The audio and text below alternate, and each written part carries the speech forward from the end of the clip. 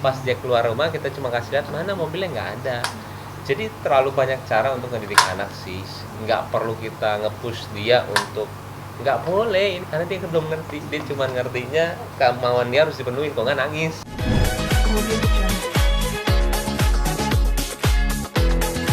Ini tepuk tangan Kiano, tepuk tangan yang mana? Ulang tahun nih. Gimana mungkin perayaannya Kiano sendiri Mas Baim? Ulang tahun Kiano itu kemarin di Ancol. Habis itu yang prepare sebenarnya Paula. Terus habis itu senengnya semua orang datang ke sana ya. Dan lagi pandemi begini akhirnya kita mau nggak mau kita harus cari aman ya. Kita book Atlantis. Tapi ya alhamdulillah senang semuanya. Pemilihan lokasinya kenapa memilih Ancol sih Mas untuk Paula sebenarnya, tapi kita udah lama ya milihnya, ada berbagai macam tempat dan maunya yang gede karena dia itu temennya lumayan banyak. Jadi akhirnya pilihnya ke itu, kemana, ke Atlantis, karena saya kepikiran juga pas ulang tahun saya mana nanti ke sana juga karena menyenangkan sih, anak-anak kecil seneng. Sekarang tuh kalau misalkan ada acara mikirnya bukan saya ya, tapi lebih ke anak, gimana caranya main lah semuanya. Kiano dapat hadiah apa? Kiano dapat hadiah apa? Mobil? Banyak ya hadiahnya. Mobil? Hadiah ada mobil nggak? Ada. Oh ada. Kiano seneng nggak hadiahnya? Seneng. Kok lemes Kiano? Kiano mau naik ngengeng papa? Mau.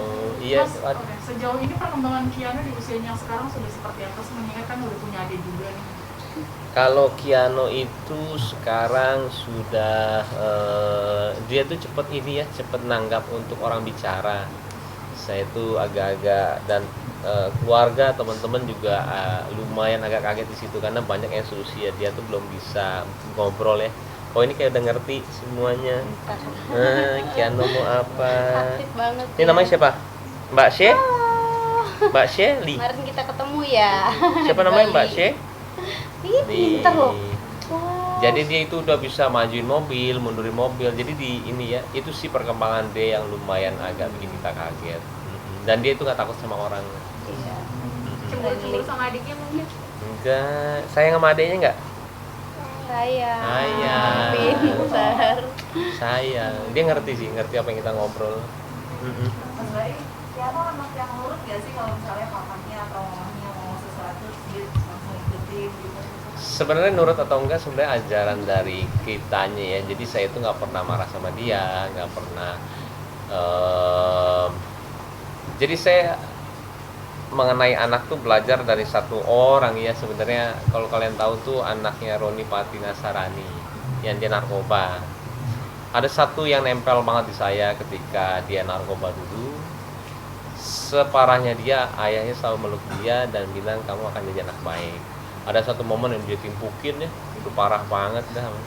Tiba-tiba kalau kita, saya dulu kawan ngerokok aja sama ayah saya udah dimarahin ya. Tapi dia ngerangkul, karena menurut dia anak itu adalah titipan. Dia selalu bilang kamu akan jadi anak baik ya. Itu buat saya merinding banget. Nah itu berpikiran saya ketika di situ membesarkan anak tidak harus dengan marah, tidak dengan kata-kata negatif, yang akhirnya terbentuknya seperti Kiano ini. Saya sebisa mungkin saya tuh nggak marah sama dia karena dia titipan. Jadi salah satu pola asuh juga nggak sih? Pola apa? Pola didik. Iya, pola didik saya. Sangat-sangat pola didik saya ke anak-anak seperti ini ya. Emang bener sih, maksudnya anak itu pendidikan pertama dari keluarga. Karena dia ngikutin apa yang kita ini ya. Saya ngomong, hai bro, gitu. ya pak, gitu. Ngikutin semuanya. Jadi dia ngelihat kita sholat, dia sholat. Memang cerminan pendidikan pertama itu ya keluarga ya. Makanya saya kadang-kadang kalau lihat di TikTok tuh ya, suka anak-anak yang kasar itu ngomongnya.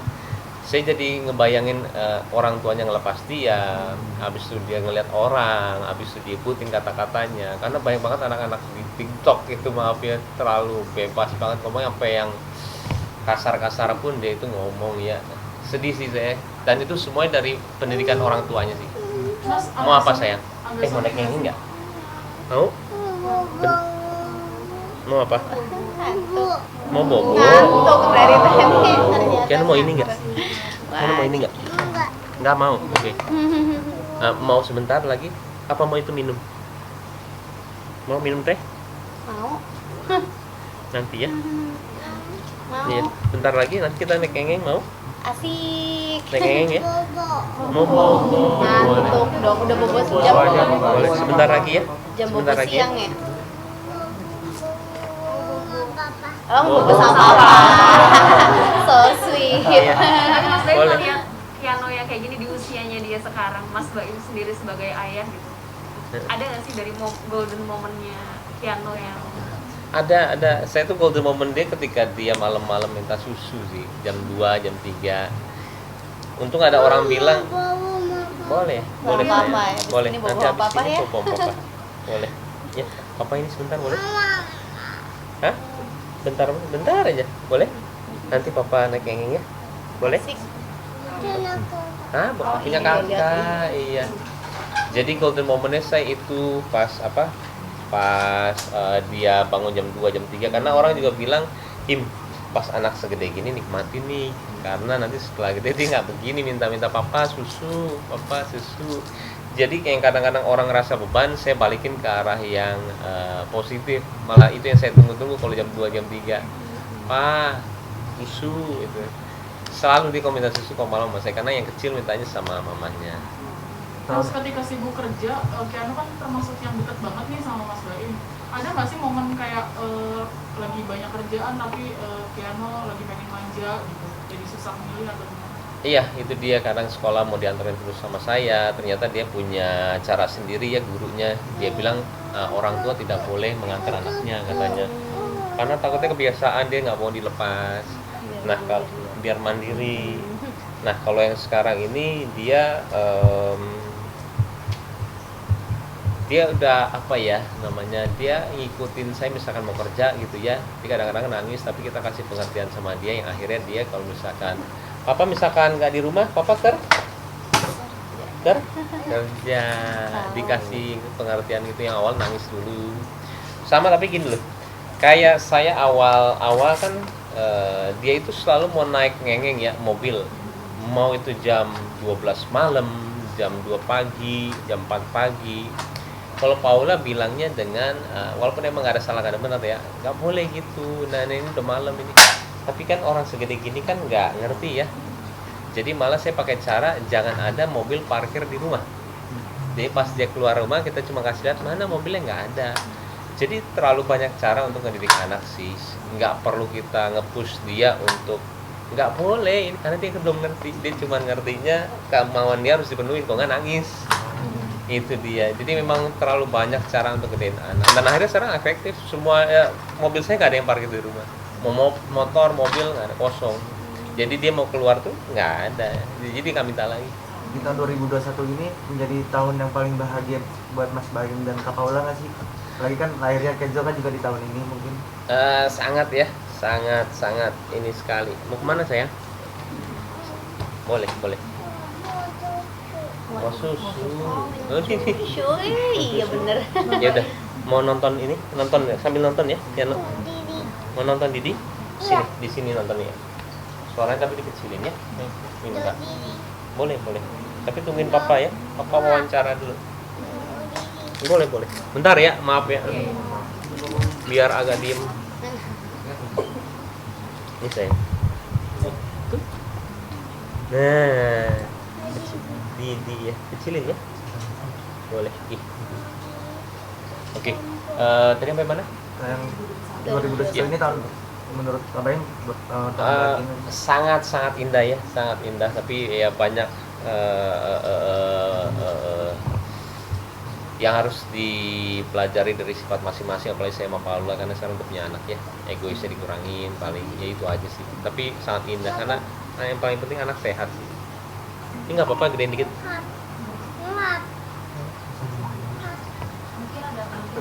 Tapi Mas Baim sendiri untuk hikmah yang diambil di tahun ini gimana sih? Hikmah untuk tahun ini Iya. Banyak lika-liku pasti kan Mas Baim menghadapi tahun ini mungkin malah terlalu banyak indahnya. Kadang-kadang kita perlu yang namanya cobaan ya, ujian ya. Makanya kemarin pas ada seri ujian cobaan, saya senang sebenarnya. Aduh alhamdulillah ya, saya bilang karena terlalu indah sih, saya dari kawin sampai sekarang itu aduh kerjaan lancar, habis itu punya perusahaan, habis itu anak lucu, habis itu anak kedua juga sehat, lucu. Kadang-kadang saya suka mikir, cobaannya apa ya? Karena saya orang yang sangat percaya cobaan. Semakin orang dikasih, semakin cobaannya gede. Makanya saya pas Paula pas 7 bulan tuh dia DBD, saya malah alhamdulillah sayangnya. Mudah-mudahan ini cobaannya. Saya bilang jangan sampai anak tuh kenapa-napa, kitanya kenapa-napa. Alhamdulillah semuanya itu alhamdulillah. Nah, makanya pas ada kasus saya juga waktu itu, saya bilang alhamdulillah. Saya harus seperti itu kan terlalu indah hidup saya. Dari yang semua tuh komen tuh pujian semua. Nggak pernah saya dari tahun 2018 tuh melihat komen tuh negatif. Semua pujian semua. Kadang-kadang bahaya sih. Makanya kemarin tuh cuma diputer aja semuanya jadi benci sama saya, tapi saya bilang alhamdulillah. Saya harus seperti itu karena hidup tuh emang harus seperti itu, nggak ada yang bisa begini terus, harus ada begininya. Tapi gimana cara kita nyelesainnya itu loh, gimana cara nyelesainnya, gimana cara kita dua pihak jadi enak, gimana caranya, semua tentang belajar kok. Saya dari kejadian itu juga belajar, saya sama orang tua sekarang sama di luar juga nggak terlalu kayak begitu lagi, jadi belajar lah. Tapi saya selalu bilang alhamdulillah dan kayak nggak ada masalah aja itu. Mas, ketika banjir pujian gitu, dari semua yang dilakukan itu jadi sebuah ketakutan berarti buat Mas Bayu? Oh iyalah, iya. Saya tuh orang yang begitu. Saya bilang sama Raffi sekarang, wah Raffi gila lu udah hebat banget sana. Sholat Wi, ngeri gue. Ngerinya ujiannya kayak apa ya, karena lu dapetin semua nih dunianya. Ngeri. Sholat Wi, gue bilang apa gitu. Ya emang pasti ada. Dan kita nggak tahu seberapa besarnya. Itu dia. Tapi target ada nggak sih yang mau dicapai gitu di tahun 2021 Yang belum ini? tercapai, yang belum tercapai Banyak mungkin. banget. Saya cita-cita banyak banget. Ini ada satu hobi saya lagi. Kalau ada juga saya gabung ya sama Keranjang Bali. Jadi di Keranjang Bali ini ulang tahun Keanu sebenarnya ya. Saya itu dapat kesempatan nih, makasih lo Mbak Seli ya. Aku yang seneng juga nih. Saya. Kaget, tapi terharu dan seneng sih. Saya itu sebenarnya dikasih kesempatan untuk ada di Keranjang Bali. Ya itu salah satunya ya. Banyak sekali untuk apa yang saya kerjain sekarang, tanggung jawabnya ada. Kenapa saya juga pilih Keranjang Bali juga pengen banget kita itu karena saya kenapa tertarik sama Keranjang Bali awalnya itu dia bikin UMKM dengan harga modal ya. Harga modal itu mereka ngambil untung dan selama pandemi itu yang paling menyedihkan sebenarnya UMKM. Jadi saya di situ ada berbaginya dan akhirnya saya menawarkan diri saya untuk masuk. Itu sih sebenarnya ceritanya. Wah ini sebenarnya berbagi dong. Kalau udah berbagi itu dan bisa mencakup banyak UMKM itu adalah pahala ya. Akhirnya saya menawarkan diri kalau ada ini boleh deh. Dan akhirnya malah setelah 2 hari dia telepon saya lagi. Itu sih sebenarnya. Berarti bisnis kembali. Iya, kalau cita-cita, kalau apa bisnis itu kayak air ya, kayak ngalir aja. Kalau dibilang cita-cita, waduh banyak banget, terlalu banyak banget. Tapi dengan Mbak Seli ini mungkin bidangnya seperti apa sih? Nah, Mbak Seri, bidangnya itu lebih kemana? Coba. Iya. Ya kita lebih ke kerja sama sih, partnership gitu. Awalnya aku juga kaget gitu, dikira bercanda soalnya pertama kali datang terus inget kan, oh ternyata waktu itu udah kedua kalinya ya ke Keranjang gitu kan. Awalnya mempekerjakan itu kan orang gitu, terus kita jadiin CS. Terus akhirnya dengan ada itu saya kaget, Keranjang trafiknya mulai naik gitu loh. Kenapa? Ternyata ada banyak yang mau ketemu sama siapa namanya tuh Fitri gitu kan. Nah di situ saya mulai oh ya ampun, iya ya, maksudnya berdampak loh seperti itu dengan kita membantu orang, berbagi, ternyata berdampak. Dan alhamdulillahnya dikasih kesempatan untuk ketemu langsung. Terus Kak Baim ngomong begitu, aku pikir bercanda karena kan bahasanya saya kan bercanda iya gitu. Terus akhirnya aku minta kontaknya, aku telepon, ini beneran serius nggak sih gitu kan. Beneran serius dan bilangnya mau hadiah buat Keanu ulang tahun gitu. Wah, maksudnya aku agak kaget ya, jarang gitu orang punya pikiran ngasih kado tapi buat masa depan gitu kan. Ini kan masa depannya. Jadi aku apresiasi banget, makanya senang sekali dikasih kesempatan buat bergabung nih. Jadi ya udah langsung deh aku kejar nih. Gitu. Jadi awalnya itu sebenarnya apa sayang, boleh sayang. Jadi awal boleh maaf ya. Baik iklannya. Hap kan ini sayang. Hap itu cicak. Oh, hap. Itu sayang ini kan Oh cicak. iya bener Tinggal cicak. Dipilih aja. Jadi saya tuh awalnya tuh nggak sengaja ke Keranjang gara-gara saya nemuin orang di jalan, tukang parkir, yang istrinya tuh nggak ada kerja, nggak punya kerja. Akhirnya saya nggak punya kerja mas, saya udah berapa hari sih, 2 bulan kalau nggak salah ya. Sehari ini saya bantuin cari kerja, mau nggak? Saya bilang. Sehari ini saya besok pulang, mau nggak? Nah itu nggak ada settingan sama sekali. Jadi saya dari situ ke Keranjang Bali, itu nggak ada settingan sama sekali. Dia itu kita untungnya di vlog ya, di vlog itu kelihatan banget, dan dianya juga bilang saya kayak saya kan selalu begitu ya, pokoknya mengedepankan saya gimana caranya orang tuh, jadi semua bukan settingan ya. Akhirnya udah saya ketemu sama Mbak Dian ya, Iya, Mbak HRD-nya. Dian HRD. Jadi dari situ saya ketemu, dan setelah saya kesana lagi pas 2 hari dia sudah bekerja menjadi OB. Oh iya, iya, iya. Iya, jadi saya senang banget, dan itu cerita saya di vlog tuh ada semua, dan itu real. Karena real karena kalian kan juga, kita bukan orang bodoh ya. Settingan sama enggak itu kelihatan dari mata sih ya. Dia kelihatan kok dari cara dia ngobrol, dari cara kita nawarin. Karena apalagi dia bukan orang seperti pemain seperti saya, aktor. Jadi dia pasti real semuanya. Itu dia sih. Itu pertama kali saya mengeranjang. Makanya sekarang ya alhamdulillah kabul. Berarti ini penutupan akhir Iya. akhir tahun yang indah. Kemarin yang dibilang sama siapa ya,